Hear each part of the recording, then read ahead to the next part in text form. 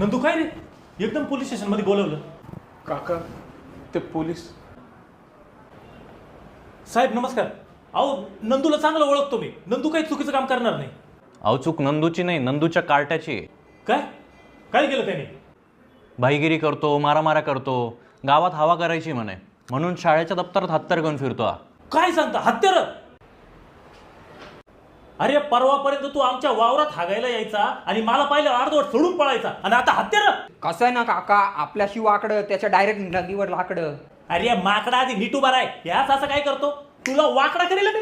काका आपल्या नादी नाही लागायचं, नाहीतर समजनेवाले को इशारा कॉफी लावा ताकद. अरे एवढी गरमी आहे तुमच्या अंगात ना, तर सैन्यामध्ये भरती व्हा, देशासाठी लढा. इथं काय फालतूगिरी करताय?